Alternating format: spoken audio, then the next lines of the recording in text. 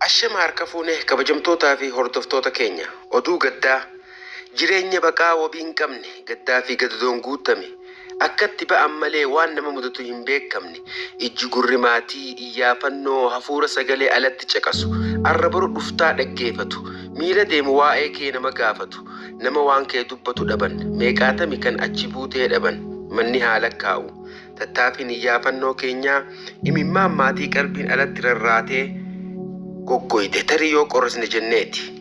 Suuraan armaan olitti argitan dhalataa lammii Itoophiyaa kan ta'e maqaan isaa Muhammad Jamaal Alii Hassan gara fuula Rabbii deebi'ee jira.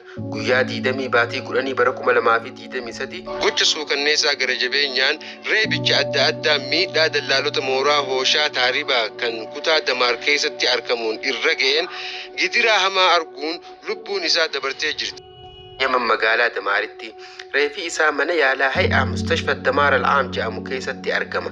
Fuulli Rabbii itti haa tolu jecha firaa fi aaliif obsaa fi jajjabina hawwinaafi haga ammatti waggaa 2 ol odoo hin awwaalamin reefi isaa mana yaalaa armaan olitti ibsame keessa jira waan ta'eef maaloo hadaraa warroottan footoo nama kanaa beeytan warra biraan akka nu qaqqabsiiftan kabajaan isin gaafanna. Fakkaataan akkanaa kan biroo biyya Yaman keessa baay'ee waan jiruuf jecha viidiyoo kana sheer gochuun waliif raabsuun akka wal biraan qaqqabsiiftan kabajaa fi jaalalaan isin gaafanna. Horaa bulaa doobanaa galatooma.